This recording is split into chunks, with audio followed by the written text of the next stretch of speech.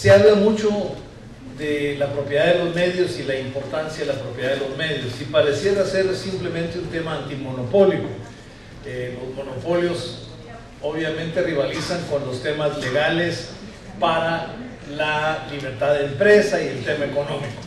Pues bien, en este mundo de la libertad de expresión también hay un elemento adicional, y es que, lo mencionaron aquí los expositores, la libertad de expresión y el tema de los medios, así como el tema de los periodistas y la protección de periodistas y comunicadoras y comunicadores sociales, tiene que ver con dos derechos: el derecho de comunicar, de quienes están comunicando información y sistematizando información, pero especialmente el derecho de los pueblos de ser informados. La libertad de expresión es un derecho que se ejerce en dos dimensiones. Es el derecho de acceso a la información para construir un pensamiento propio y opiniones propias, y es el derecho a expresar esas opiniones y ese pensamiento. Entonces, en el derecho a la información, que no solo es la información pública, sino es el derecho a la información en general, el medio más importante, hay muchos medios, pero el medio más importante son los medios de comunicación social. Entonces, los medios de comunicación social, las y los comunicadores y las y los periodistas, son los facilitadores de un derecho social, de un derecho humano de la sociedad, que es el de estar informados. Y esto tiene mucho que ver con la democracia, porque la participación ciudadana fundamentalmente depende de la información. Estar informado es lo que nos da la posibilidad de participar activamente en la vida política, social y cívica de nuestros países. Entonces, ¿por qué combatimos las concentraciones y los monopolios? Porque, aparte de las leyes económicas que puedan haber, porque son una violación a esa libertad o ese derecho de acceso a la información. ¿Y por qué son un problema para el acceso a la información? Y es que aquí hay un principio que estableció UNESCO hace muchísimos años, que es que la libertad de expresión necesita, para construir pensamiento libremente, a las universidades. ¿Por qué les llamamos universidades? Porque deben ser centros de pensamiento universal, porque la formación del individuo, del ser humano, tiene que partir de que estudie todas las tendencias y las posiciones y construya un pensamiento propio y de opiniones propias. Por eso le llamamos universidad. Pues ese principio es aplicable a toda persona. Incluso la relatoría, que yo tuve el honor de ejercer el mandato por los últimos 6 años, la relatoría dice de la libertad de opinión y expresión. ¿Por qué? Porque la libertad de expresión es acceso a la información y a la expresión, pero para construir pensamiento y opinión. Entonces, esa libertad de pensamiento y de opinión está vinculada a tener acceso a diversidad de medios y pluralismo de posiciones y de ideas. Yo sí, duramente criticado, especialmente en Guatemala, por los medios monopólicos, pero efectivamente en el mundo entero, porque a nadie le gusta que le digan que los monopolios son contrarios a la libertad de expresión, o las grandes concentraciones, pueden ser monopolios, duopolios, oligopolios, pero las grandes concentraciones son un atentado a la libertad de expresión. ¿Por qué? Porque la libertad de expresión necesita de pluralidad, de mucha diversidad. Y entonces el ser humano quien escoge, que escucha, que oye, que lee, qué pensamiento asume y sigue. Esto no es nuevo, esto está definido antes de la Declaración Universal de Derechos Humanos de 1940. UNESCO se establece 2 años antes, por cierto, de la Declaración Universal de Derechos Humanos. Entonces, no es un principio nuevo. Lo que pasa es que hoy es donde se ve la transnacionalización de los grandes capitales. El periodismo en general era una vocación, o los medios de comunicación, y poco a poco se fue volviendo negocio, se fue comercializando. Yo no tengo ningún problema con que sea rentable, es correcto, la gente tiene que vivir de eso, pero el hecho de que sea rentable o que sea comercial no quiere decir que sea válido que se concentre. Y en América Latina, especialmente en nuestro continente, padecimos de un fenómeno: descuidamos las otras formas de comunicación no rentable, la comunicación comunitaria, la comunicación étnica, le llamo, este es un término que yo inventé, pero la comunicación étnica en el sentido de las frecuencias y los medios de comunicación para pueblos indígenas o minorías étnico-culturales, y la comunicación pública. A nosotros se nos olvida que la radio, especialmente, que surge entre las 2 guerras, entre la Primera Guerra Mundial y la Segunda, como medio masivo, la radio empezó como radio pública, y en algunos países, digamos, en Inglaterra, la radio sigue siendo la radio fundamental, la BBC desde Londres. Y la BBC es el medio más legítimo que los ingleses puedan escuchar y que gran parte del mundo escucha, y es un medio público, del Estado, financiado con presupuesto nacional, pero independiente de todos los gobiernos. Y lo importante es su independencia. La Radio Netherlands, la radio exterior de España, aunque ahora ha ido perdiendo su independencia, pero algunas de estas frecuencias de Europa que fueron en Asia, en Nepal, por ejemplo, hay más de 400 radios comunitarias por la diversidad idiomática. Entonces, en muchos de estos países, efectivamente, hay diferentes tradiciones, donde lo público se mantuvo o se desarrolló lo comunitario por las diferencias de idioma o de cultura en los países, y se combinó con lo comercial. Lo comercial jugó un papel, los periódicos escritos, y fueron normalmente comerciales desde un principio, jugaron un papel muy importante en la lucha por la libertad de expresión. Pero lo importante es que un país logre un balance entre lo comercial y lo no comercial, entre lo comunitario y lo público.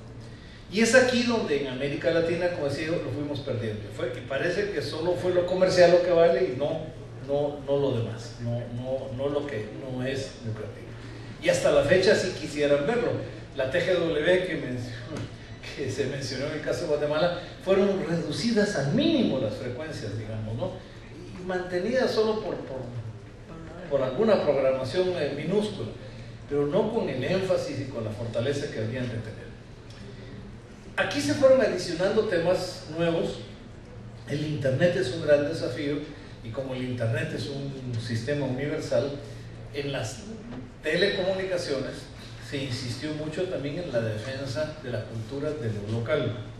Entonces, algunas leyes fueron enfatizando que de la producción de contenidos, como algunos lo mencionó acá, que no solo es la propiedad de los medios, también es quien elabora los contenidos. Entonces, que en la producción de contenidos tenía que haber también una defensa de lo nacional. Entonces, algunos países regulan que por lo menos el 50% del contenido tiene que ser de elaboración nacional. Y también plantean por eso que por lo menos el 50% de la propiedad de los medios tiene que ser nacional. Algunos países ponen más, un porcentaje más alto, pero a mí me parecía, y lo planteé yo desde la teoría, que el 50% por ningún medio debe tener una mayoría de inversión extranjera, sino debe tener 50% o más de inversión nacional. Pero no solo en personas jurídicas, sino en personas individuales, porque es muy fácil tener testaferros y una empresa con nombre nacional y registrada en el registro mercantil del país, pero con accionistas extranjeros, ¿no? Entonces, esto es un tema muy importante. Y cuando hice la visita a Honduras, y esto me gustó mucho, mi visita oficial a Honduras, la población afro-hondureña, afrodescendiente de la costa atlántica, me decía: nosotros también peleamos lo local. Nosotros no solo queremos que el 50% o más sea de producto nacional, de contenido nacional, sino también queremos, porque de repente todas las noticias son de Tegucigalpa y nada más que de la capital, y se descuida lo local. Nosotros también queremos que en la regulación haya una regulación que diga por lo menos el 10 o el 15% del contenido, de los materiales, deben ser de origen local, que destaque a la población afrodescendiente de la Ceiba, por ejemplo, o de la costa atlántica. Y yo les di la razón. Me parece a mí que fue fundamentalmente importante que también lo local tenga esa dimensión y tenga esa perspectiva. Esta es diversidad y pluralismo. Entonces, ¿en qué consiste? En dos palabras al principio: es diversidad de medios y pluralismo de posiciones y de ideas.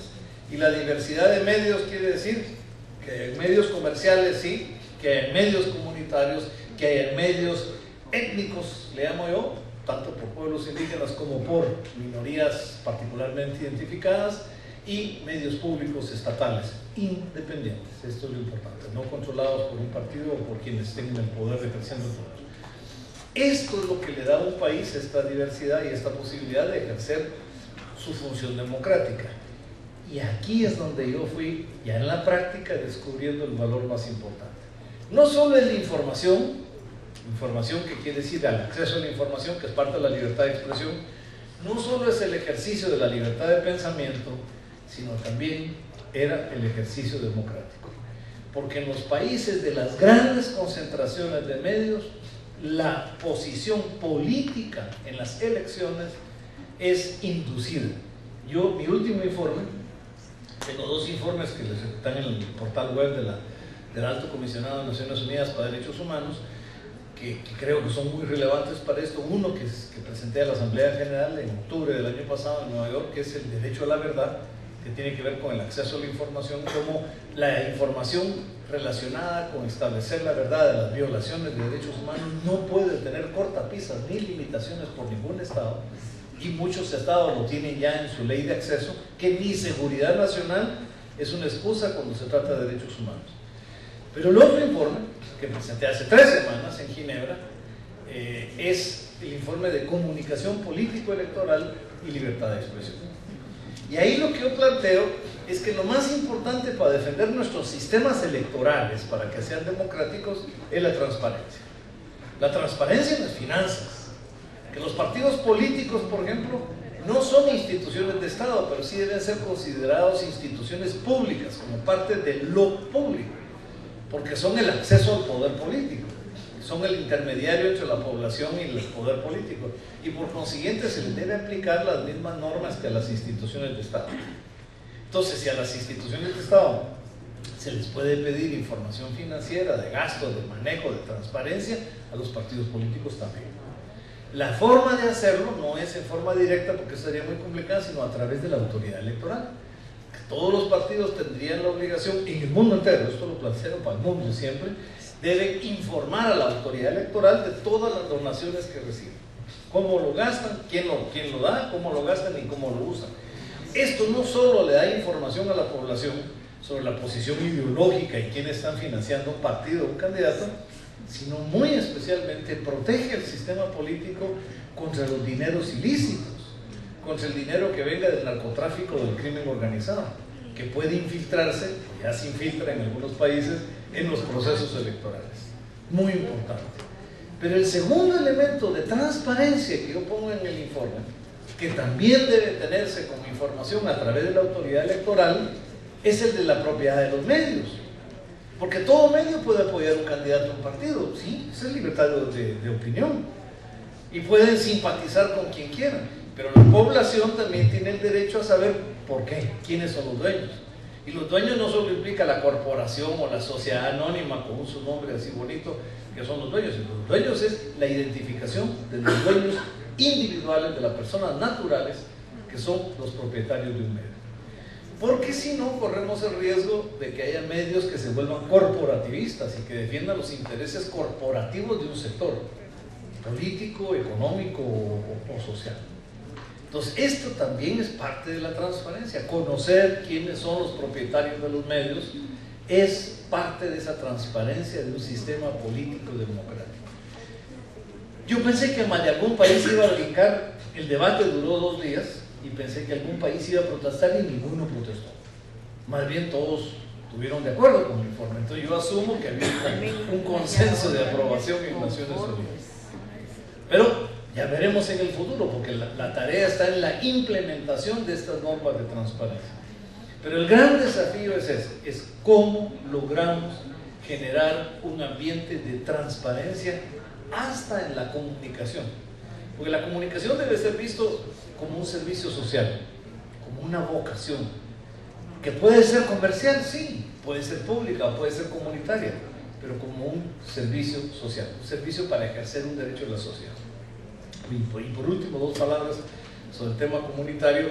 Esto es válido para medios escritos, medios de radio, medios de televisión, o para cualquier otro medio de comunicación, sea el teatro o espectáculos públicos o cualquier otro medio de comunicación social. 2 cositas. El internet va a superar todos los medios de comunicación que conocemos, eso es cierto, y es un problema de tiempo, de generaciones.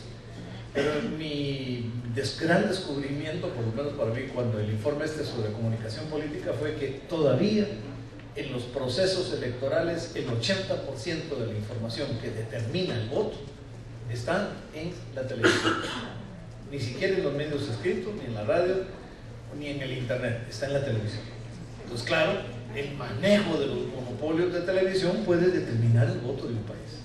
y permitir que lo manipulen poca gente es dejar la democracia y el ejercicio del poder político del futuro en manos de otros. Por eso es que la ley ahí sí hablo de Guatemala, la reforma a la ley de telecomunicaciones se hizo en una hora, y para que no se tuviera que leer 3 veces se hizo de emergencia nacional, ¿no? Como que fuera un terremoto, ¿no? Que de emergencia nacional se modificó la ley para darle de 15 a 20 años de concesión gratuita, porque en muchos países la concesión de usufructo de las frecuencias se paga si son propiedad del Estado.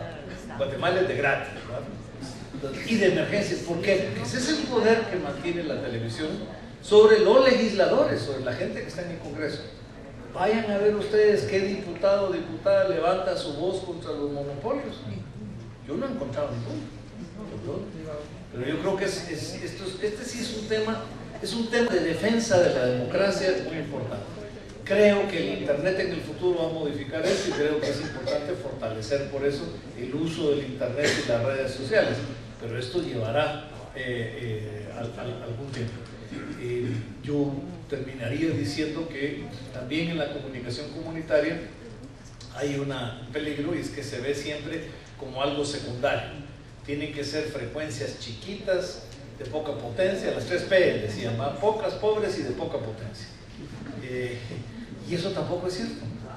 Las frecuencias deben responder a la necesidad. Si son comunitarias y la comunidad es chiquita, perfecto, entonces tienen poca potencia, porque es una comunidad, es un municipio de 1,5 kilómetros de radio, muy bien, se le da una potencia de 3 kilómetros para que cubra toda la comunidad. Pero si la comunidad es más grande, pues tendrá que ser una radio más grande. Y si la frecuencia debe responder a un grupo étnico particular, queremos que la frecuencia cubra la zona cachiquel, o la zona quechí, o la zona, implica que cubra los municipios, si es que lo permite la topografía del país, de los municipios donde se habla el idioma y se tiene esta cultura. Entonces puede ser de 3, 5, 10 municipios. Entonces la frecuencia y la potencia que tenga esa frecuencia debe responder a las necesidades para las cuales se va a hacer la concesión.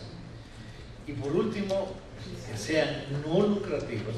Bueno, lo que define realmente algo comunitario no es que sean pobres, no es que no cobren, que sean no lucrativos no quiere decir que no cobren servicios. Que sean no lucrativos quiere decir que no tengan ganancias, eso sí, que no haya gananciales, pero que puedan cobrar servicios para poder mantenerse, porque si no, se va a dar lo que se dio con el canal de televisión de la Academia de Lenguas Mayas, ¿no? Que le autorizan el canal a la Academia de Lenguas Mayas, pero ni puede cobrar servicios ni le dan presupuesto nacional. Entonces, la fórmula para el fracaso, porque entonces no hay, que viva de la cooperación, dijeron, no. Mientras haya cooperación, y si no. Entonces yo sí creo que esto no puede ser tan artificial, tiene que haber mecanismos muy, muy importantes. Y aquí, lo último en el contenido, el último informe que estoy haciendo es sobre niñez y libertad de expresión, y uno de los temas fundamentales que estoy defendiendo, y aquí me gustó mucho la ley de Argentina. Yo soy un gran defensor de la ley de medios audiovisuales de Argentina y ahora de la de Uruguay, que no han votado, pero están por votar, que son muy parecidas, al igual que la ley de marco civil de Brasil sobre Internet, que son modelos de legislación muy bien hecha y de defensa de la democracia. No digo que todas las políticas públicas de estos países sean igualmente buenas, pero el marco legislativo me parece bien, pero también tiene que ver con los contenidos. Es muy importante que en la comunicación pública se rescate la comunicación para la niñez y la comunicación desde la niñez. O sea que en Argentina lograron en canales públicos sacar el programa Paca Paca, por ejemplo, que es un programa elaborado para niños y niñas con los modismos y los vocablos argentinos. A mí me parece que recuperar la cultura es generar programas que son educativos, recreativos para su propia niñez. Este es un paso muy importante que todo pueblo debería dar, hacer de la niñez una prioridad en sus medios de comunicación. Eso es construir comunicación y eso es construir democracia en la